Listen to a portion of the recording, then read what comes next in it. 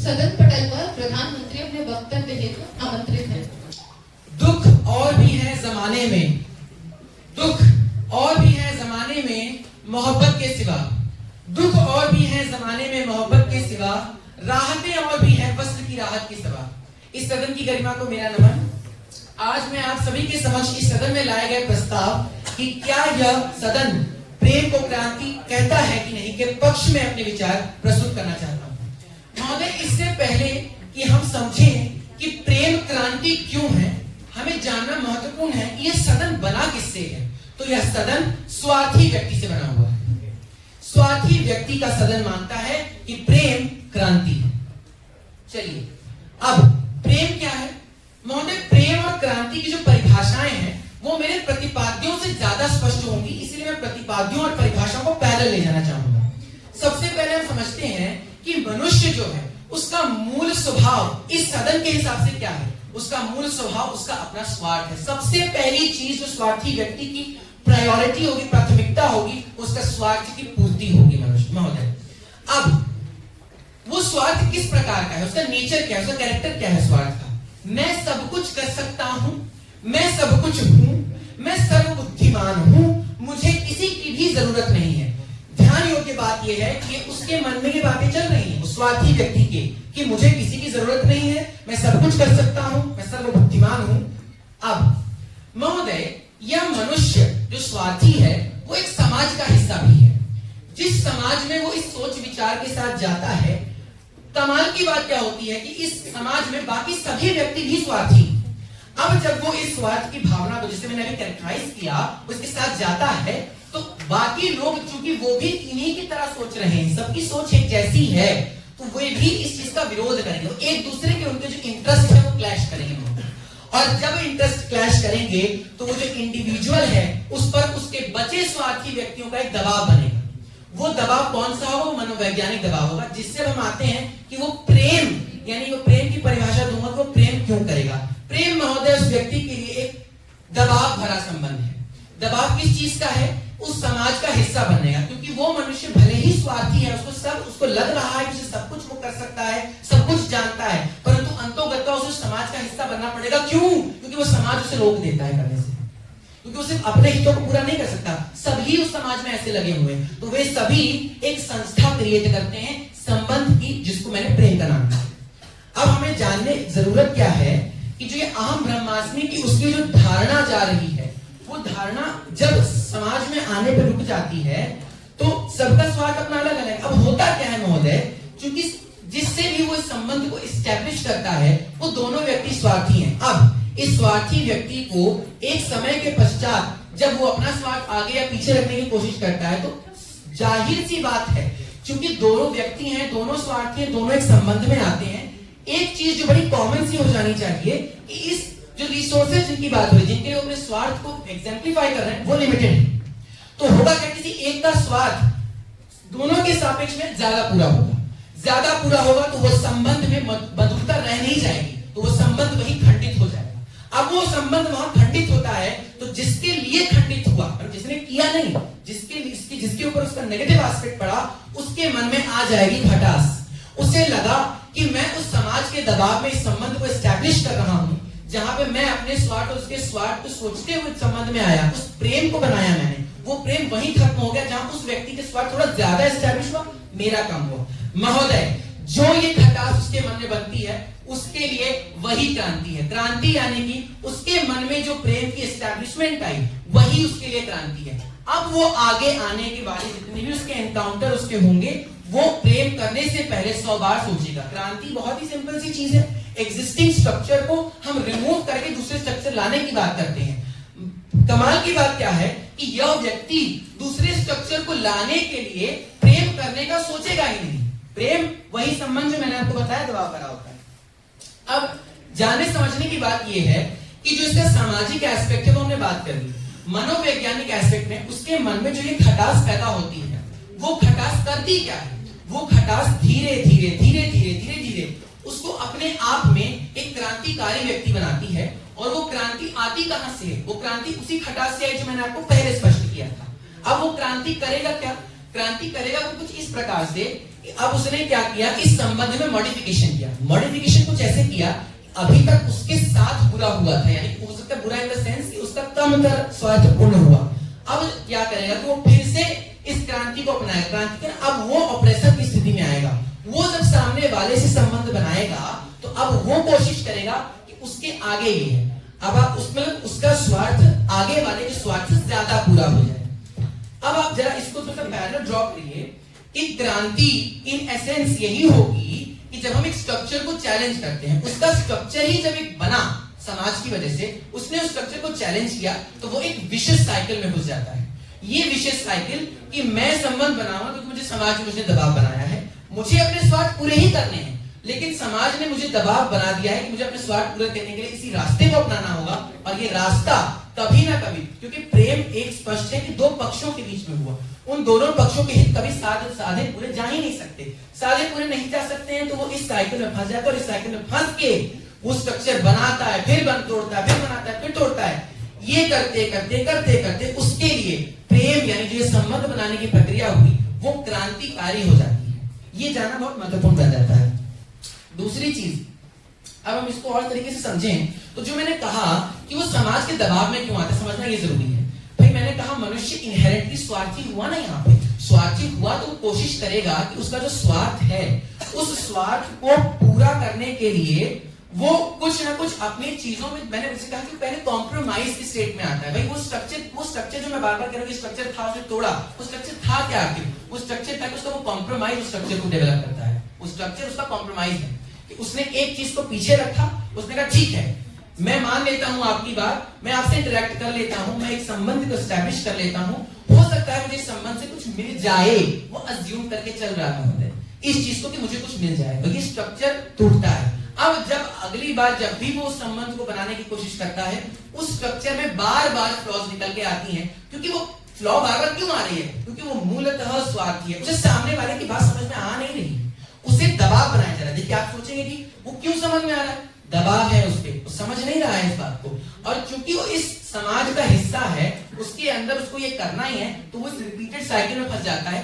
यहाँ पर उसके लिए इसलिए क्रांतिकारी विचार हो जाएगा कि मुझे भले ही मुझे इससे मुझे फायदा शायद ना मिले, परंतु मुझे करना पड़ रहा है। करना क्यों पड़ रहा है, क्योंकि मेरा पूरा समाज ऐसे लोगों से ही बना हुआ है जो सभी को अपना हित साधना चाह रहे हैं। परंतु वो छोटी सी जो चीज आती है, ये दबाव आया क्यों है, दबाव इसीलिए आया है क्योंकि वो अहम ब्रह्मास्मि जो सोच रहा है उसका भ्रम है, वो उसको पूरा करने में असक्षम है। जो रिसोर्सेज है वो अपने आप में लिमिटेड है, वो रिसोर्सेज का पूर्ण तरह एक्सप्लॉइटेशन नहीं कर सकता है, इसलिए समाज उसके अधिकारों को रोकता है, इसलिए उससे कहता है कि तुम ऐसे संबंध बनाओ, उसका संबंध उसके अंदर से नहीं आता। इसीलिए पक्ष का बहुत स्पष्टता से मानना है कि प्रेम क्रांति है। धन्यवाद। सदन पटल पर 1 मिनट का सामान्य सदन पटल पर नेता विपक्ष अपने वक्तव्य के सामने से आपको कोई टैग या कुछ चाहिए।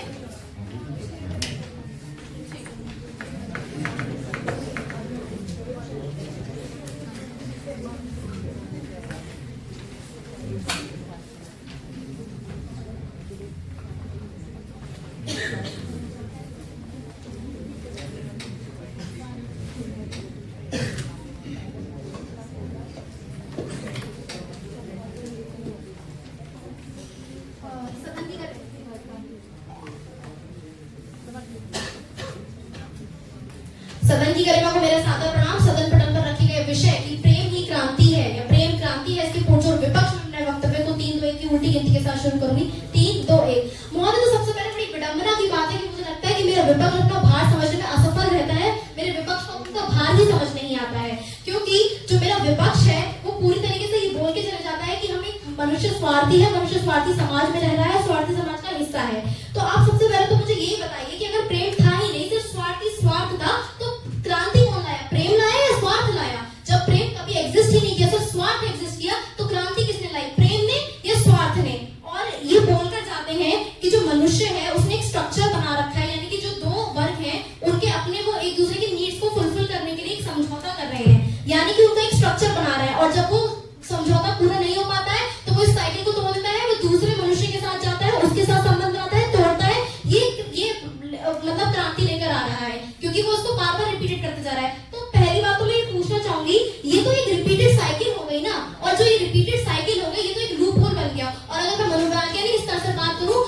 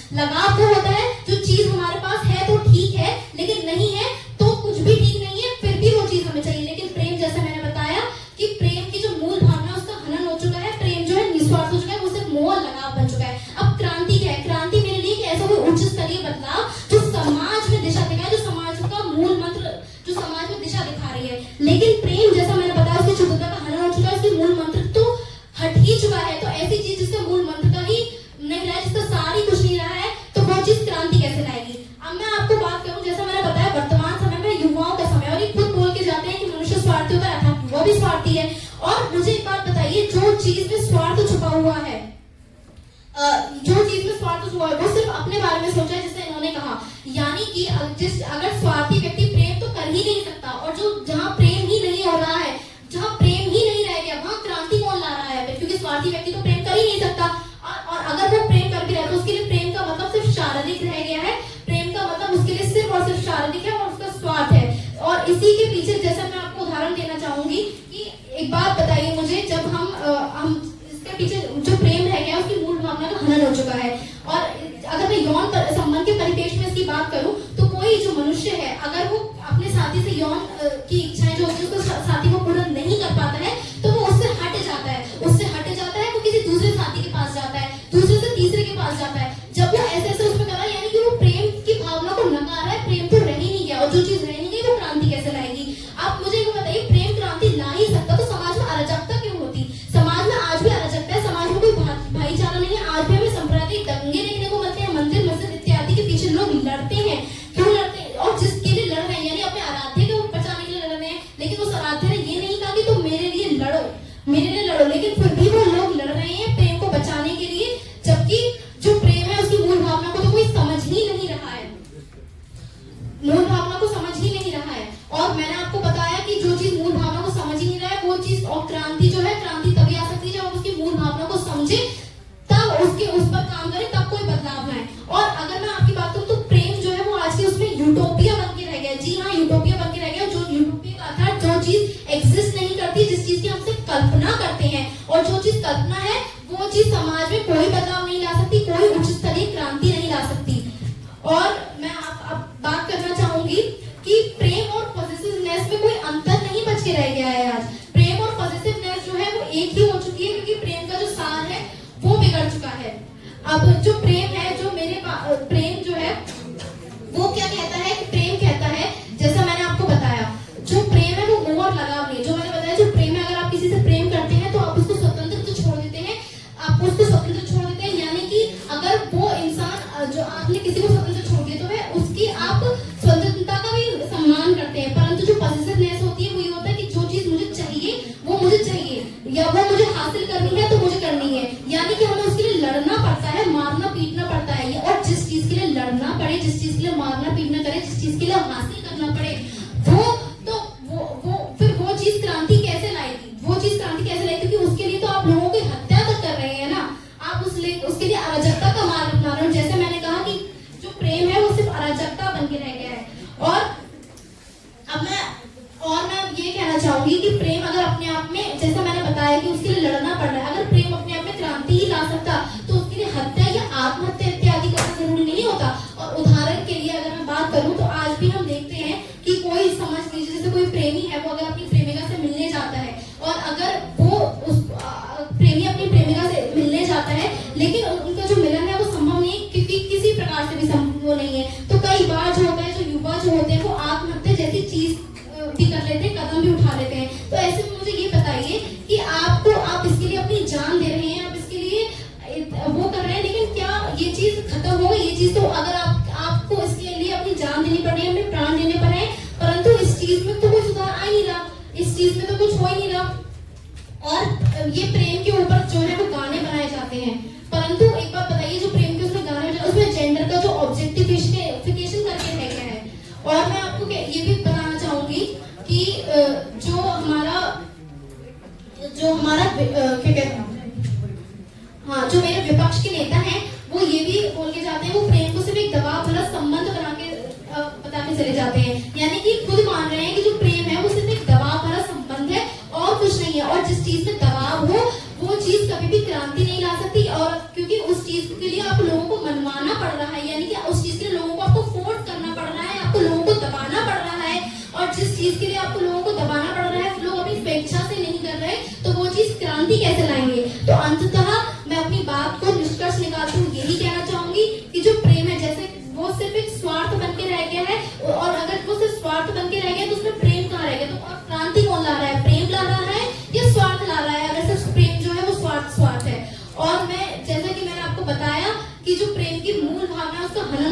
और जिस चीज की मूल भावना का हनन हो चुका है, वो क्रांति कैसे लाएगी, क्योंकि उसकी तो शुद्धता ही नहीं बची। और अगर क्रांति लाएगी भी तो वो खुद में वो चीज नहीं लाएगी, कोई और चीज लाएगी, क्योंकि वो तो बच्चा ही नहीं है, उसका तो सार जो है वो बचा ही नहीं है। सदन पटेल का उप प्रधानमंत्री अपने वक्तव्य देने को आमंत्रित है।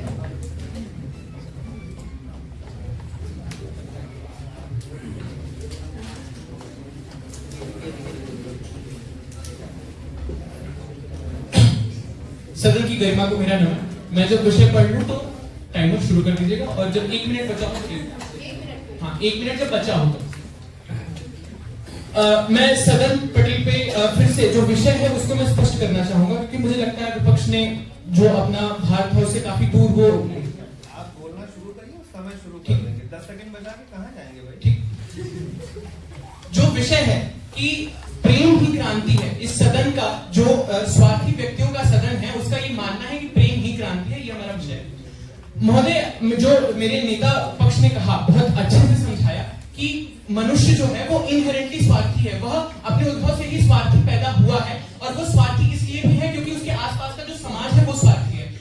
जो मनुष्य है वो अपने आसपास के समाज के इंटरेक्शन से बना है, और जब उसके आसपास का समाज भी स्वार्थी है और वो सिर्फ रिसोर्स को कैप्चर करने के लिए, ज्यादा से ज्यादा रिसोर्स को एक्सप्लॉइट करने के लिए वो अपने स्वार्थी बनता जा रहा है।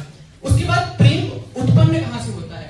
मनुष्य जब स्वार्थी है वो यह मान रहा है कि वो अपने आप में पूर्ण है, वो अपने आप को पूर्ण समझ रहा है, परंतु जब वह समाज में जाता है और समाज से इंटरेक्ट करता है और उसको समझ में आता है कि मेरे जैसे सब कोई वैसे ही है, तो उसको प्रेम की जरूरत महसूस होती है और वह प्रेम की तरफ जाता है, बढ़ता है उस तरफ, क्योंकि उसमें भी उसका स्वार्थ क्या है कि वो किसी और के साथ आगे एक संबंध बना के वो रिसोर्सेज को और अच्छी तरीके से एक्सप्लॉइट कर सके। महोदय, ये हमें समझना बहुत जरूरी है कि ये जो रिश्ता है ये उत्पन्न क्या हो रहा है, इसका जो बेसिक, जो उसका फंडामेंटल वो कॉन्सेप्ट है वो स्वार्थ है। ये जो रिश्ता है ये स्वार्थ से उत्पन्न हो रहा है, और जब भी कोई रिश्ता स्वार्थ से उत्पन्न होगा, तो जैसा मेरे नेता विपक्ष ने कहा कि जब भी कोई रिश्ता स्वार्थ से उत्पन्न होगा तो उसमें यह स्वाभाविक है कि एक पक्ष का स्वार्थ ज्यादा फुलफिल हो पाएंगे, एक पक्ष के कम हो पाएंगे, और जब ऐसा होगा तो खटास में पैदा होगी रिश्ते में, जिसकी वजह से अलगाव की भावना पैदा होगी। अच्छा, अब हमें ये समझना होगा कि क्रांति है क्या?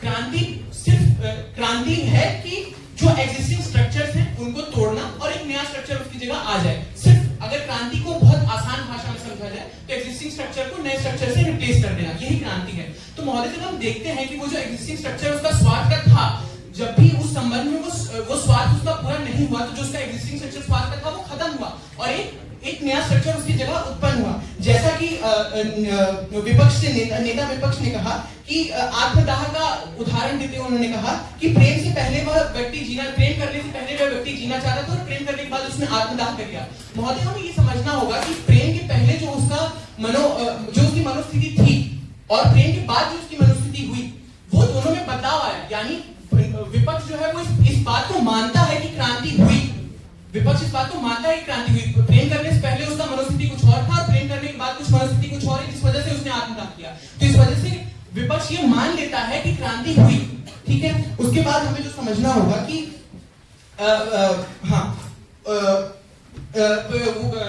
नेता विपक्ष का कहना है कि जो स्वार्थी व्यक्ति है वो प्रेम कर ही नहीं सकता। वह इसके पीछे कोई लॉजिकल आर्गुमेंट नहीं दे पाए कि स्वार्थी व्यक्ति प्रेम क्यों नहीं कर सकता है। और जैसा कि मेरे नेता पक्ष ने कहा कि स्वार्थी व्यक्ति ही प्रेम करेगा। क्यों करेगा? क्योंकि उसको समाज में ज्यादा से ज्यादा रिसोर्सेज का दोहन करना है, उसको अपना स्वार्थ पूरा करना है, इसलिए वह प्रेम करेगा। पर विपक्ष जो है इसके पीछे कुछ लॉजिकल आर्गुमेंट जो है वो पेश नहीं कर पाया। इसके अलावा जो है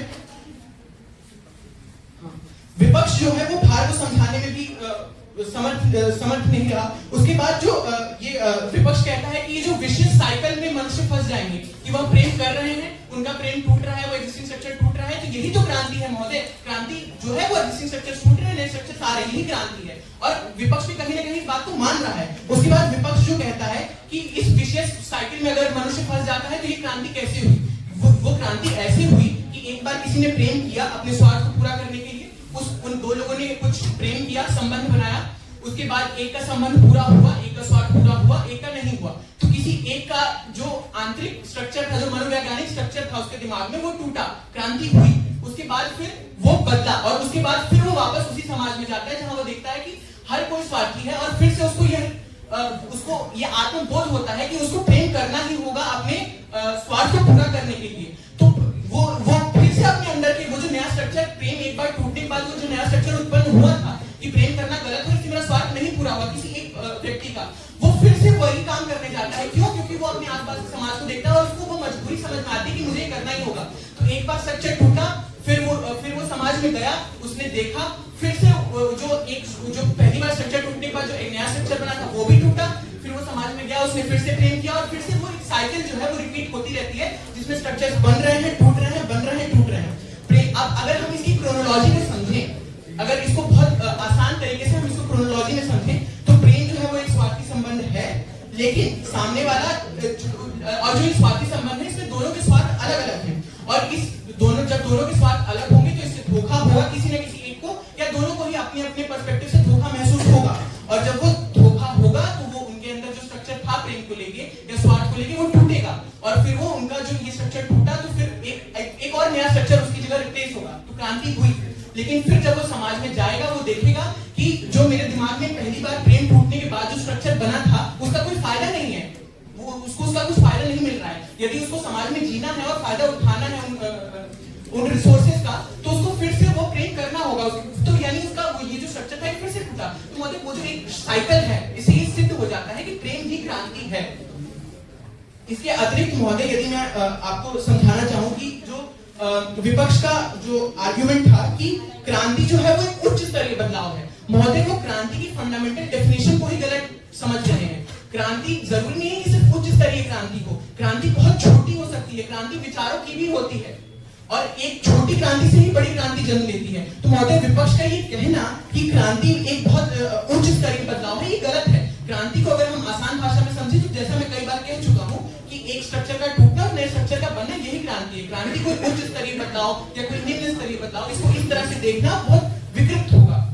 उसके अलावा प्रेम क्रांति लाता है या प्रेम क्रांति ही है, विपक्ष इस चीज को सिद्ध नहीं कर पाया। विपक्ष ये सिद्ध करना चाहता है प्रेम क्रांति लाता है या नहीं। महोदय पर बात तो हम यहाँ इस बारे में कर रहे हैं कि प्रेम क्रांति है या नहीं, यानी प्रेम अपने आप में ही क्रांति है। The very idea of love, the very idea of Prem is क्रांति, इज रिवॉल्यूशन। तो यहाँ बात इस बारे में बिल्कुल नहीं है जो कि विपक्ष जो भार को गलत समझ रहा है कि प्रेम से क्रांति उत्पन्न होती है या नहीं। महोदय यहाँ बात इस बारे में है कि prem an idea in itself is revolutionary. तो ये जो है वो विपक्ष, मुझे जो जहां तक लगता है कि वो अपने भार को नहीं समझ पाया और बात को किसी और ही दिशा में ले जाने लगा। उसके अलावा महोदय अगर हम बात करें तो जो विपक्ष है वो बातों को गोल गोल घुमाता है कि प्रेम को वो लगाव, मोह और प्रेम इन तीन चीजों में डिवाइड कर देता है और कहता है कि लगाव है तो ठीक है, नहीं है तो भी ठीक है, मोह है जो चाहिए वही चाहिए। तो महोदय कहीं ना कहीं विपक्ष इस बात को मान रहा है कि चाहे वो लगाव हो, चाहे वो मोह हो, चाहे वो प्रेम हो, अंततोगत्वा अगर हम देखें तो उन सबका जो आइडिया है वो स्वार्थ से ही उत्पन्न हो रहा है। मुझे जो चाहिए वो चाहिए, यहाँ पे क्या है, यहाँ मैं क्या सिद्ध करना चाह रहा हूँ, मुझे जो चाहिए यानी मेरा जो स्वार्थ है वो पूरा होना ही चाहिए, यही मैं सिद्ध करना चाहता हूँ। चाहे वो लगाव जिस टाइम उन्होंने कहा कि है तो ठीक है, नहीं तो ठीक है, तो इसमें भी तो मेरा स्वार्थ है, मैं सामने वाले की भावनाओं को समझना ही नहीं चाहता हूँ। मैं चाहता हूँ कि मैं अपना ही स्वार्थ चाहता हूँ, कि अपनी खुशियां चाहता हूँ, ये है तो ठीक है, नहीं है तो भी ठीक है। अरे सामने वाले को क्या लगता है ये मैं नहीं सोच रहा हूँ, इसलिए मैं स्वार्थी हूँ और इसीलिए सदन भी जो है, ये समाज भी है, वो स्वार्थी व्यक्तियों का है और इसी से क्रांति की भावना जो है वो उत्पन्न होती है। बहुत बहुत धन्यवाद। सदन पटल पर उपनेता विपक्ष अपने वक्तव्य हेतु आमंत्रित है।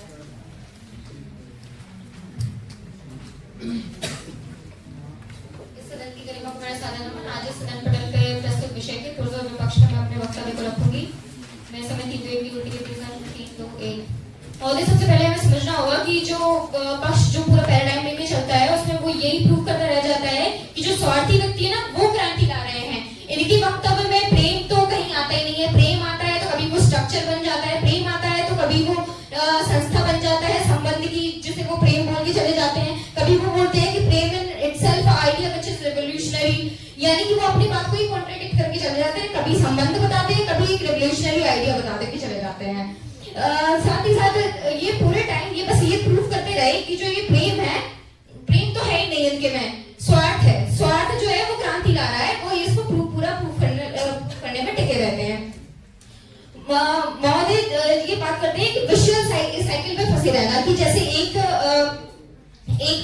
एक प्रेम में एक स्ट्रक्चर बनता है, मतलब एक प्रेम में वो प्रेमी जोड़ा जैसे बनता है, फिर वो टूटता है, फिर वो ये इसको संबंध नहीं बोलते, ये उसको स्ट्रक्चर बोलते हैं। इसलिए यहाँ पर वर्ड पे फोकस करिए, इसको स्ट्रक्चर बोलते हैं कि वो स्ट्रक्चर टूटा, समाज में गया, फिर बनाया, फिर टूटा, स्ट्रक्चर टूटा। स्ट्रक्चर टूटा नहीं, संबंध टूटा, संबंध टूटा है महोदय, यहाँ पर स्ट्रक्चर नहीं टूटा, स्ट्रक्चर टूटा, स्ट्रक्चर ही टूटा। एक बड़ा चेंज आता है, एक बड़ा कोई रिवोल्यूशनरी आइडिया आता है जो कि नहीं आया है इनके परिप्रेक्ष्य में। और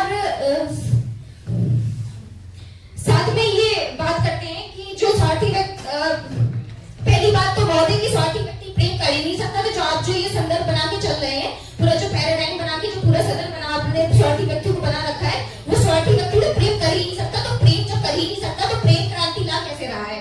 आप अपने पूरे पैराडाइम से हटके हुए हैं महोदय। साथ साथ में आप ये बोलते हैं कि जब यहाँ पर पूरी आपकी डिबेट में जब प्रेम तो था ही नहीं, तो स्वार्थ था, और स्वार्थ था तो प्रेम क्रांति नहीं लाया। आपके परिप्रेक्ष्य में प्रेम क्रांति नहीं लाया, स्वार्थ क्रांति लाया है। आपने कहा कि आत्महत्या हुई तो यानी कि क्रांति हुई, आत्महत्या हुई ये क्रांति हुई। आपने खुद कहा कि क्रांति का मतलब होता है कि एग्जिस्टिंग स्ट्रक्चर में बदलाव लाना, यानी कि जो था वो खत्म हुआ, फिर दूसरा आया। अब आत्महत्या में ऐसी कौन सी क्रांति आ गई, ये बता दीजिए, क्या बदलाव आ गया? इसका इन्होंने कोई एक्सप्लेनेशन नहीं दिया, ये बात बोल के निकल जाते हैं। साथ में ये बात करते हैं कि प्रेम दबाव वाला संबंध है, फोर्स करना पड़ रहा है, यानी कि आपके लिए तो प्रेम बहुत ही बुरा है। प्रेम इज इक्वल टू स्वार्थ। आपने कहीं ना कहीं ये सिद्ध कर दिया इनहेरेंटली कि प्रेम इज इक्वल टू स्वार्थ। साथ ही साथ आप जो ये प्रेम की जो भावना है वो कोई व्यापार नहीं है, क्योंकि आप ये बोलकर जाते हैं कि व्यक्ति प्रेम करना रिसोर्स यूटिलाइज करने के लिए करता है, और तो वो रिसोर्स यूटिलाइज करने के लिए कर रहा है, तो वो प्रेम नहीं कर रहा है महोदय, वो कैपिटलिज्म है। कि वो रिसोर्स यूटिलाइज करने के लिए कैपिटलिज्म आता है, वो कैपिटलिज्म होती है, एक विचारधारा होती है, भावना नहीं होती है, प्रेम एक भावना होती है। महोदय आपने रिपीट कर दी कि साइकिल जो रिपीट करने की बात आई कि आपने वो ये साइकिल, तो उससे कोई रिवोल्यूशनरी चीज नहीं आ रही थी, यानी कि जो आपने क्रांति की जो डेफिनेशन दी थी कि जो क्रांति है वो खटास का नाम है, क्रांति एग्जिस्टिंग स्ट्रक्चर में चेंज करने का नाम है, वो वैसा कुछ आत्महत्या के केस में भी नहीं दिखा। स्वार्थी व्यक्ति भी अगर क्रांति ला रहा है, तो स्वार्थी व्यक्ति अगर क्रांति लाया, कौन सा स्ट्रक्चर में बदल पाया? क्या स्वार्थ से जो स्वार्थी व्यक्ति का कार्य चल रहा है, कौन सा स्ट्रक्चर बदल के क्या बन गया स्वार्थी व्यक्ति के परिपेक्ष में, ये बता दीजिए। साथ ही साथ आप कहते हैं कि स्वार्थ को पूरा करने के लिए कॉम्प्रोमाइज करना पड़ता है, स्वार्थ को पूरा करने के लिए कॉम्प्रोमाइज करेगा ताकि कुछ मिल जाए। आप ये महोदय प्रेम में कॉम्प्रोमाइज नहीं किया, प्रेम में कॉम्प्रोमाइज स्वार्थी व्यक्ति कभी कॉम्प्रोमाइज नहीं करता। पहले मैं आपको कॉन्ट्रडिक्शन करा दी, स्वार्थी व्यक्ति कभी कॉम्प्रोमाइज नहीं करता। प्रेम में स्वतंत्रता होती है, प्रेम में एक निस्वार्थ भावना होती है। प्रेम आज के परिवेश में नहीं बचा है, क्योंकि आज की जो परिवेश में वो एक लगाव बन के रह गया है, वो मोह बन के रह गया है। इसलिए जब वो एक आइडिया जो अपने आप में शुद्ध नहीं बचा है, ऑथेंटिक नहीं बचा है, वो क्रांति समाज में ला ही नहीं सकता, क्योंकि वो एक यूटोपिया आइडिया है। और वो क्योंकि यूटोपिया आइडिया है जो अभी एग्जिस्टिंग फॉर्म में नहीं है, और जिसकी भावना ही अभी प्योर फॉर्म में एग्जिस्ट नहीं कर रही, तो वो चीज क्रांति ला ही नहीं सकती। तो ये इसके साथ मैं अपना ये सिद्ध करना चाहती हूँ अपना भाव। साथ में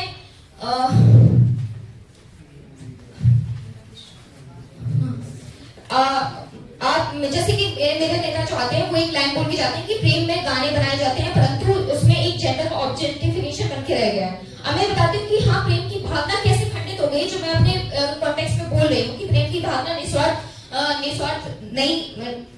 नहीं बची है, जो प्योर फॉर्म थी, शुद्ध फॉर्म थी, वो नहीं बची। वो कैसे बताते हैं? क्योंकि आज के टाइम पे जो प्रेम है वो गाना बन गया है, कोई एक दूसरे से मतलब निकालना बन गया है। तो जो प्रेम के जो गाने बनते हैं या चीजें होते हैं, उसमें जेंडर ऑब्जेक्टिफिकेशन होता है, उसमें शुद्ध प्रेम की जो भावना है वो नहीं बची है। जो अपने आप में ही अच्छे तरीके से एक जो विचार है या जो भावना है जो नहीं बची है, तो वो क्रांति ला ही नहीं सकती।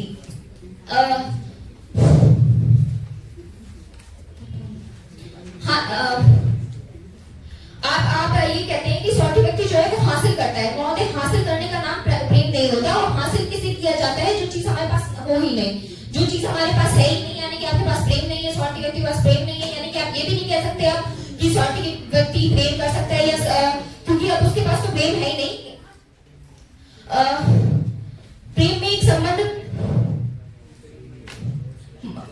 मनुष्य पूर्ण है, सर्वशक्तिमान है, तो वह किसी आप में कहते हैं मनुष्य अपने आप में पूर्ण है, सर्वशक्तिमान है, वो अपनी मर्जी के हिसाब से जो भी है वो चीजें लाना चाहता है, पर अगर स्वार्थ के लिए वो अपने स्वार्थ के लिए ऐसा क्यों करना चाहेगा? मैं अपने एक एग्जांपल से अपने ही तर्क को बयाना चाहूंगी जो मेरे नेता लाए थे कि जैसे हिटलर हो गए, जैसे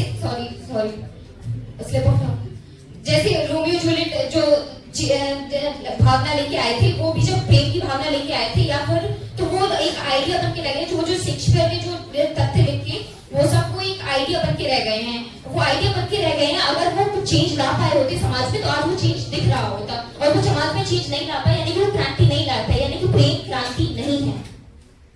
प्रेम में प्रेम समाज को दिशा ही नहीं दिखा पाया, इसलिए वो क्रांति नहीं है।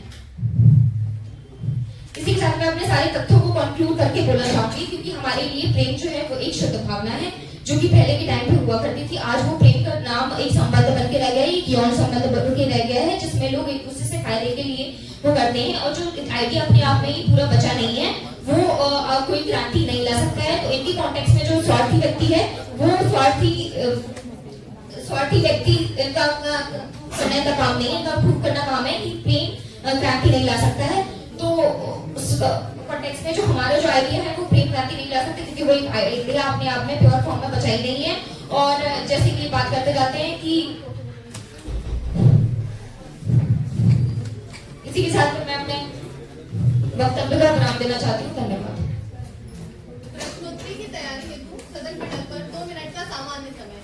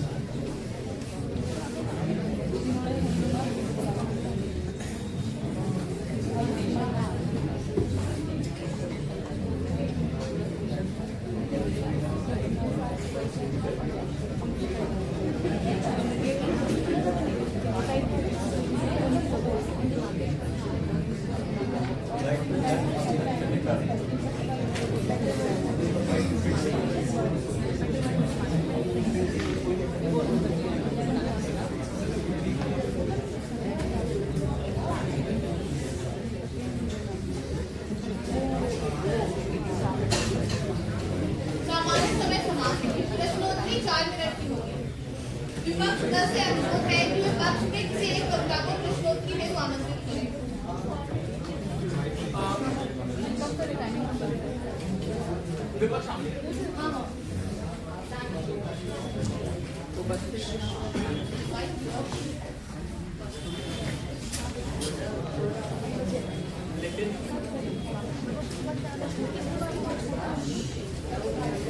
आपके पहले प्रश्न के साथ ही समय प्रारंभ कर दिया जाएगा। प्रश्न पूछने के आपके पास 5 मिनट का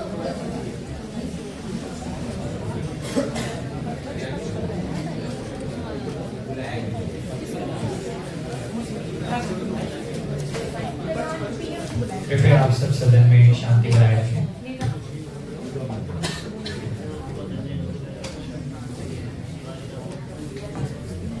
आप प्रश्न पूछो, फिर खत्म, समय को प्रारंभ करते हैं। महोदय, आपने अपने वक्तव्य में कहा था कि आत्महत्या एक मिनट। थोड़ा तेज बोलो क्योंकि माइक नहीं है। मैं बिना माइक के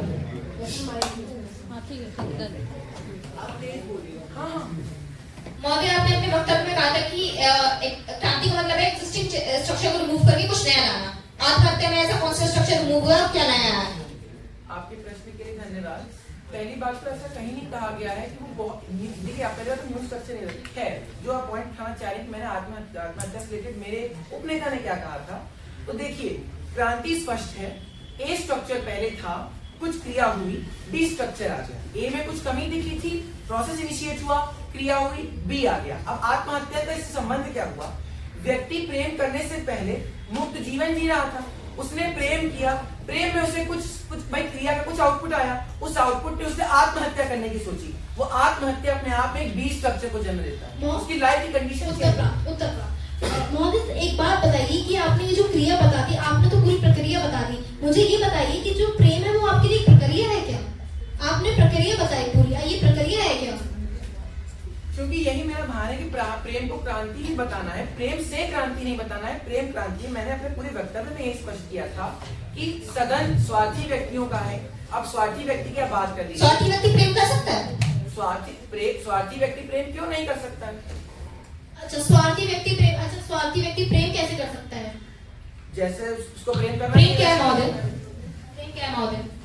प्रेम जैसा कि मैंने स्पष्ट किया कि उसके स्वार्थ को ही पूर्ति करने के लिए मेरे उपनेता ने भी इस बात को कुछ पर जोर दिया कि अपने स्वार्थ को अच्छा, तो क्रांति कौन ला रहा है? प्रेम ला रहा है या स्वार्थ ला रहा है? क्योंकि जब आप कहते हैं कि प्रेम ही स्वार्थ है, बता के जाते हैं, तो क्रांति किस वजह से आ रही है? फिर तो स्वार्थ की वजह से क्रांति आ रही है, प्रेम तो आया ही नहीं कहीं। देखिए, पहले तो विवाद इस विषय पे है नहीं कि ला कौन रहा है। दूसरी चीज, जैसे अगर मैं आपके अगर प्रश्न का उत्तर देना भी चाहूँ, तो अगर यहाँ देखा जाए प्रेम क्रांति है, लेकिन उस प्रेम को इनिशिएट कर रहा स्वार्थ है। तो अगर आपका उत्तर अगर आपको मिलना चाहिए तो स्वार्थ क्रांति का उद्भव है, परंतु क्रांति क्या है यहाँ पे?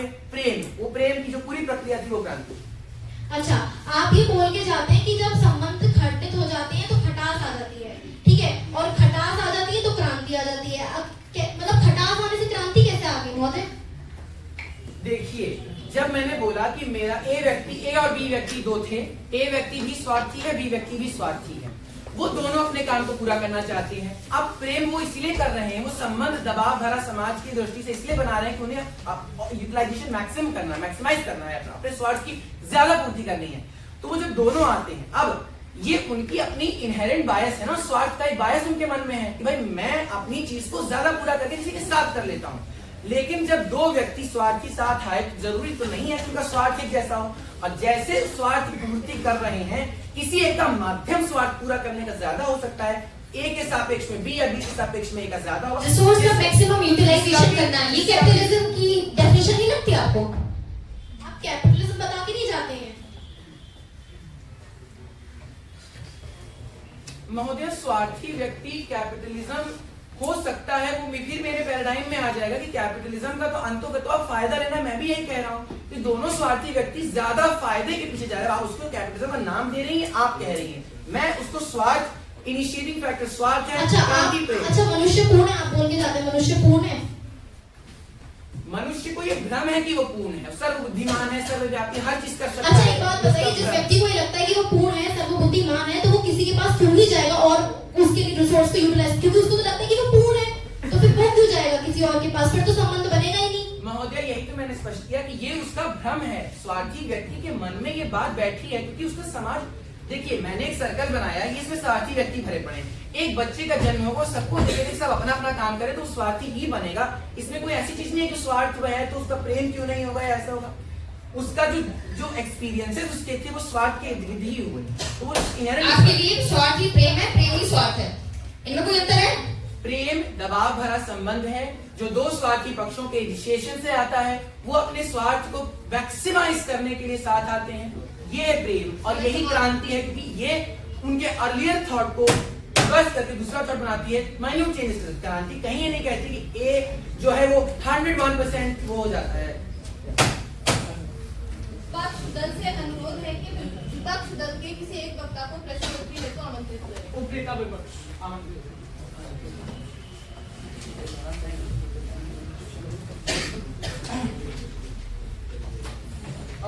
आपने अपने वक्तव्य में कहा कि पहले जो प्रेम था वो शुद्ध था। आप इस शुद्ध प्रेम का बता सकते हैं वो प्रेम कैसे शुद्ध था? पहले जो संक्षेप में। हाँ, पहले जो प्रेम था वो शुद्ध था, वो निस्वार्थ था, उसमें स्वतंत्रता थी। और बाद में कहा कि प्रेम अशुद्ध हो गया।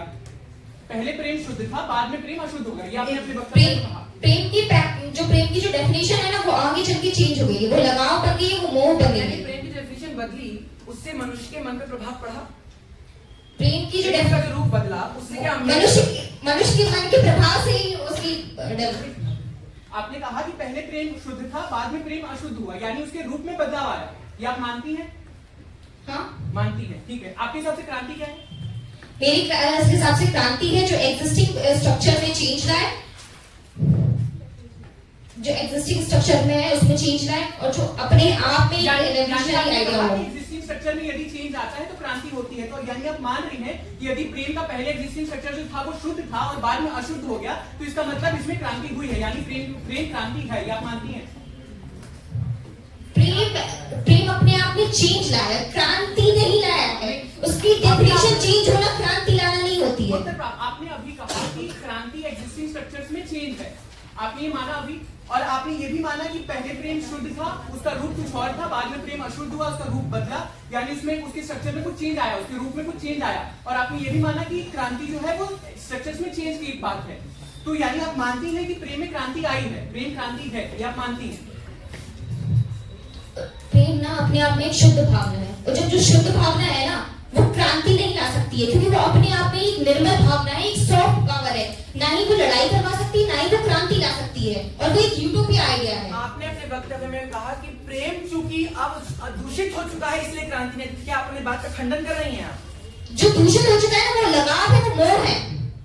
अच्छा, ठीक है। आपने अपने वक्तव्य में कहा रोमियो जूलियट का जिक्र किया था। हाँ, रोमियो जूलियट संबंध बनाने से पहले सुखी खुशहाल थे कि नहीं? उनका परिवार सुखी खुशहाल था कि नहीं? महोदय, ये शेक्सपियर की जो सपना है, ये जो व्याख्या है, वो उनकी अपना एक रचना है। आप मुझे उस रचना में क्या था वो मुझे ज्ञात नहीं है। आप देखिए, रोमियो जूलियट का अगर आप उदाहरण दे रही हैं तो आपको ज्ञात जरूर होगा। मुझे ये ज्ञात था कि वो एक प्रेम संबंध को लेकर एक कहानी थी। ठीक है, इसका मतलब आप ये मानती हैं कि रोमियो जूलियट का जो प्रेम हुआ, उस प्रेम ने रोम समाज में क्रांति लाई, यानी उनका जो प्रेम था वो क्रांति था, प्रेम की परिभाषा में क्रांति आई। ये कहा माना मैंने कि वो फ्रांस में क्रांति लाया? कौन सा ऐसा बदलाव हो गया फ्रांस में जो क्रांति लाई? एक रचना समाज में कैसे क्रांति ले आई? रोमियो और जूलियट दो व्यक्ति थे, उनमें प्रेम करने से पहले उन दोनों, यदि जब उनका प्रेम नहीं हुआ था, तो उनकी इंडिविजुअल भावनाएं क्या थी? वो सुखी थे या नहीं थे? महोदय, सुखी नहीं में थे तो वो कुछ महोदय, उस रचना की पात्र जो भी रहे हो उसका मुझे ज्ञात नहीं है। वो एक प्रेम की व्याख्या थी जो कि शेक्सपियर ने की थी, और वो एक आइडिया थी, वो एक कहानी थी। कहानी असल में बदलाव नहीं ला सकती महोदय। चलिए, अब आप ये बताइए, आप कहती हैं स्वार्थी व्यक्ति प्रेम नहीं कर सकता। मुझे ये बताइए, स्वार्थी व्यक्ति प्रेम क्यों नहीं कर सकता? जरा आप सदन को बता दें। स्वार्थी व्यक्ति क्योंकि अपना स्वार्थ देखेगा, इसलिए वो प्रेम नहीं कर सकता। और प्रेम की भावना ही शुद्ध होती है, और प्रेम की भावना क्योंकि इतनी शुद्ध होती है, पवित्र होती है, तो उसमें अशुद्धता नहीं आ सकती है। उसमें स्वार्थ जैसे ईर्ष्या, नियंत्रण करना, प्रदर्शन करना, ये सब चीजें भाव नहीं आ सकते हैं। स्वार्थ अशुद्ध कैसे है, ये आप सदन को बता दीजिए। स्वार्थ अशुद्ध नहीं, आपकी नजर में यानी कि स्वार्थ अशुद्ध नहीं है। स्वार्थ कैसे अशुद्ध नहीं है? स्वार्थ करके आप अपना देख रहे हैं, स्वार्थ के लिए आप किसी को मार दें, स्वार्थ के लिए आप किसी का बुरा अहित कर दें, स्वार्थ के लिए आप किसी से लड़ने लड़ाने पे उतर आए, तो क्या वो अशुद्ध नहीं है? शुद्ध और अशुद्ध का अंतिम प्रश्न। प्रतिभागियों से अनुरोध है कि जब आपके साथी वक्ता उत्तर दे रहे हो तो आप उनकी किसी भी प्रकार से सहायता नहीं करेंगे, ना ही धीमे बोल के, ना ही आप चिप्स देकर। इसके साथ विपक्ष दल से अनुरोध है कि विपक्ष दल के शेष वक्ता आपने ये जो रूल बताइए प्रश्नकर्ताओं के लिए नहीं, जो उत्तर दे रहे हैं उनके लिए है। विपक्ष दल से अनुरोध है कि विपक्ष दल के शेष वक्ता को प्रश्नोत्तरी हेतु आमंत्रित करें। उपस्थित हैं।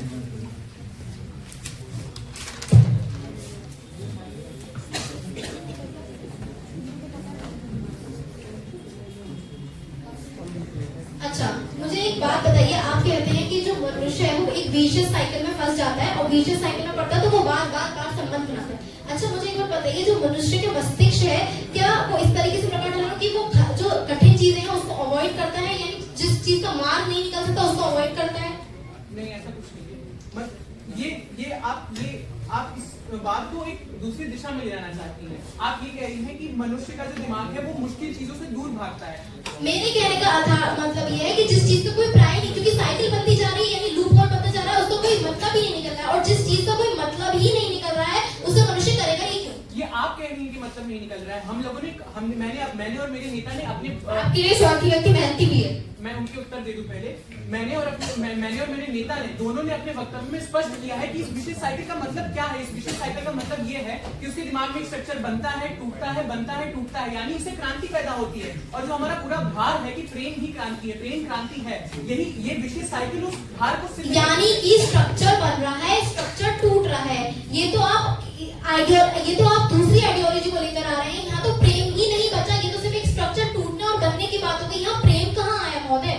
वो जो स्ट्रक्चर बन रहा है और टूट रहा है उसका कारण क्या है? उसका कारण तो प्रेम ही है। उसका कारण स्वार्थ है आपके अनुसार, क्योंकि वो स्वार्थ की वजह से बन रहा है और स्वार्थ की वजह से टूट रहा है। स्वार्थ की वजह से प्रेम उत्पन्न हो रहा है, पर क्रांति जो है वो स्वार्थ की वजह से प्रेम उत्पन्न हो रहा है, यानी कि मूल भावना तो स्वार्थ की है, प्रेम तो वहीं आया ही नहीं, क्योंकि आपने खुद कहा स्वार्थ की वजह से प्रेम उत्पन्न हो रहा है। स्वार्थ को पूरा करने के लिए प्रेम किया जा रहा है, तो प्रेम तो आ रहा है ना बीच में। आप प्रेम की भावना को कैसे नकार सकती हैं? स्वार्थ को पूरा करने के लिए प्रेम किया जा रहा है, यानी प्रेम यहाँ साइड रोल प्ले कर रहा है। प्रेम की वजह से नहीं, यहाँ तो स्वार्थ की वजह से क्रांति आ रही है, क्योंकि प्रेम तो बाद में आ रहा है ना, पहले स्वार्थ आ रहा है। विषय का भार यह है ही नहीं कि स्वार्थ की वजह से क्रांति आ रही है। जी बिल्कुल, विषय का भार ये नहीं है कि स्वार्थ की वजह से क्रांति आ रही है, और आप ये सिद्ध करने में लगे हैं कि स्वार्थ की वजह से क्रांति आ रही है। करना चाहते हैं कि प्रेम की वजह से क्रांति आ रही है। अच्छा, प्रेम की वजह से क्रांति आ रही है। अच्छा मुझे एक बात बताइए, आप ये कह के जाते हैं कि आप ये बोल के जाते हैं कि जो मनुष्य है वो एक स्ट्रक्चर बना रहा है, एक स्ट्रक्चर छोड़ रहा है। ये तो सिर्फ एक रिपीटेड साइकिल की केमिस्ट्री की रिएक्शन नहीं है महोदय, कि एक रिपीटेड साइकिल चल रही है। इसमें मुझे ये बताइए कि मनुष्य का जब रिसोर्सेज जुड़ गए, क्या केवल प्रेम करना मतलब रिसोर्सेज होता है, जैसा आप बोल के जाते हैं? जैसा कि ये सदन है, यानी ये सदन किसका, ये समाज किसका? ये स्वार्थी व्यक्तियों का समाज है। उनका जो अल्टीमेट गोल है, उनका जो अंततोगत्वा जो वो चाहते हैं, वो ये चाहते हैं कि वो ज्यादा से ज्यादा रिसोर्सेज का यूटिलाइजेशन कर सके। तो इसलिए वो इस अपने इस स्वार्थ को पूरा करने के लिए वो प्रेम कर रहे हैं और इस साइकिल में फंसते चले जा रहे हैं और क्रांति हो रही है। आप अपने वक्तव्य में मान के जाते हैं कि प्रेम स्वतंत्रता होता है। आप अपने वक्तव्य में ही मान के जाते हैं। मैंने ऐसा कुछ नहीं कहा। आपने माना था कि प्रेम जो है वो उसका मतलब होता है स्वतंत्रता, और स्वतंत्रता जो है वो स्वेच्छा से दी जाती है। लेकिन आपके परिप्रेक्ष्य में अगर बात करें तो स्वार्थी व्यक्ति दबाव में स्वतंत्रता दे रहा है। मुझे जहाँ तक ज्ञात है, मैंने अपने वक्तव्य में कहीं भी स्वतंत्रता और स्वेच्छा की बात। आपके लिए प्रेम प्योर है? ये बहुत ही इररिलेवेंट है इस टॉपिक से कि प्रेम की बात चल रही है, प्रेम इररिलेवेंट कैसे हो गया? जैसा कि आपने अपने वक्तव्य में कहा कि प्रेम पहले शुद्ध था और अब अशुद्ध है। हम भी इस चीज को मानते हैं कि प्रेम पहले शुद्ध था और अब अशुद्ध है। आप बताइए कि प्रेम क्या है? प्रेम का मतलब क्या है? प्रेम का मतलब क्या है? प्रेम वो भावना है जो कि समाज में उस दबाव की वजह से और रिसोर्स यूटिलाइजेशन की वजह से पैदा हुई है। प्रेम भावना है। आपने अपने वक्तव्य में कहा था कि प्रेम संस्था है संबंध की। कॉन्ट्रडिक्शन। अंतिम प्रश्न क्या है?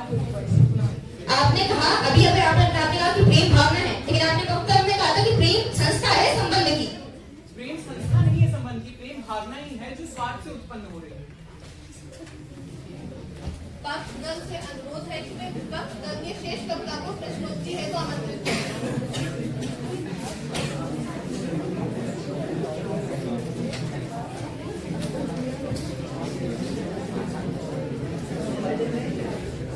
आपके पहले प्रश्न के साथ ही समय प्रारंभ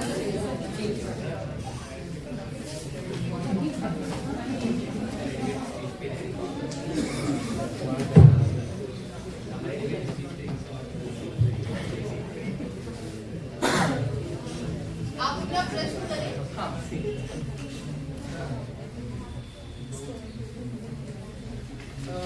प्रेम क्या है? जो प्रेम है वो निस्वार्थ भाव से करने वाली भावना है, लेकिन अब उसमें शुद्धता नहीं रही है। प्रेम का सार बदल चुका है। कैरेक्टराइजेशन मत दीजिए, प्रेम क्या है ये बताइए। प्रेम एक भावना है। भावना कहाँ से आती है? भावना कहाँ से आती है? भावना अपने अंदर से उत्पन्न होती है।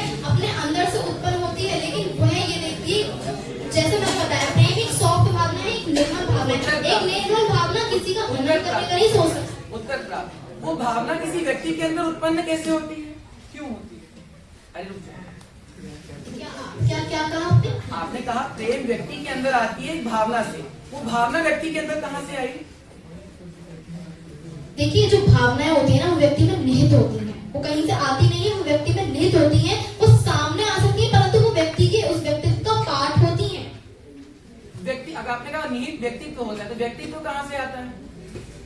व्यक्तित्व कहाँ से आता है? एक व्यक्ति है, उसका कोई व्यक्तित्व तो होगा ना, कि कहाँ? महोदय होगा कुछ नहीं होता ना, बताइए व्यक्तित्व बना कैसे, निर्माण व्यक्तित्व का कैसे हुआ? आप कह रहे हैं व्यक्तित्व। वहाँ सबसे पहले तो ये बहुत रिलेवेंट है कि व्यक्ति के व्यक्तित्व का निर्माण कैसे हुआ। तो जो आप निर्माण की बात कर रहे हैं वो व्यक्ति एक तो पहले स्वयं करता है, सबसे पहले वो अपना व्यक्तित्व का निर्माण स्वयं करता है। अच्छा चलिए आप उत्तर प्राप्त। अब ये बताइए, आप कह के जाती है कि प्रेम का चूंकि मूल बदल चुका है, उसमें अशुद्धता आ गई है, इसलिए वो क्रांति के लिए एलिजिबल ही नहीं है। उसने समझा कि नहीं सदन को तुम एलिजिबल क्यों नहीं? हाँ देखिए मैं इसको समझाती हूँ। जैसा मैंने कहा कि जो मैंने अपने उसमें बताया था कि जो क्रांति है वो समाज को दिशा भी दिखाती है। समाज को दिशा दिखा रही है तो यानी कि वो सही होनी चाहिए। जब समाज को कोई गलत दिशा तो नहीं दिखाई जाएगी ना, समाज को सही दिशा दिखाई जाएगी। और जब प्रेम अशुद्ध हो चुका है मतलब अपने सार से भटक चुका है, मतलब वो अशुद्ध हो चुका है, वो सही नहीं रहा है, तो जो चीज सही नहीं है वो क्रांति नहीं ला सकती क्योंकि वो समाज को सही दिशा नहीं दिखा सकती। अच्छा सही क्या, सही कौन तय करेगा जी? सही कौन तय करेगा? देखिए मैंने क्या कहा, जो सही कौन तय करेगा? ये मूल तत्व होते हैं महोदय, मूल तत्व होते मूल हैं। तय कौन करेगा? मूल कौन? जो प्रेम की जो अच्छा क्रांति कहाँ आती है? क्रांति कहाँ आती है? क्रांति वहाँ आती है जहाँ समाज में क्रांति लाने की जरूरत होती है, जहाँ समाज में क्रांति की आवश्यकता पड़ती है। यानी कि समाज में परिवर्तन आती है, समाज के लोग क्रांति लाते हैं। समाज के हर लोग हर वर्ग क्रांति नहीं लाता, मनुष्य हर मनुष्य क्रांति नहीं लाता। परंतु क्रांति पूरे समाज सर्वव्यापी होगी।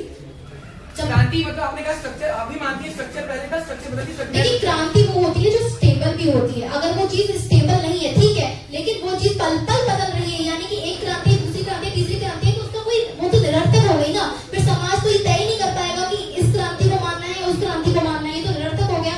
जैसे आप कह के गए कि एक स्ट्रक्चर की जगह दूसरा स्ट्रक्चर आ गया, तो ऐसे तो स्ट्रक्चर पे स्ट्रक्चर बनता गया। ये क्या उत्तर प्राप्त? इसी क्रांति से समाज में लोगों का मत बदलता है, सारे नहीं, लोगों का मत बदलता है, कुछ हद तक बदलता है।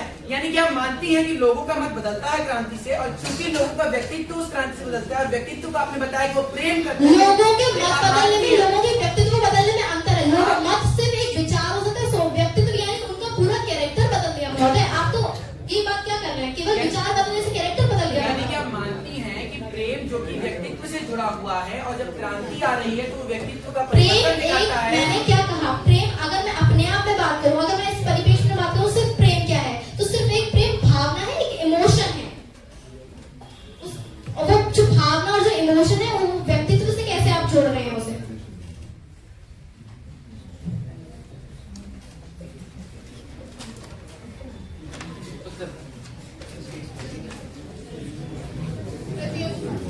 प्रतियोगिता की तैयारी हेतु 1 मिनट का सामान्य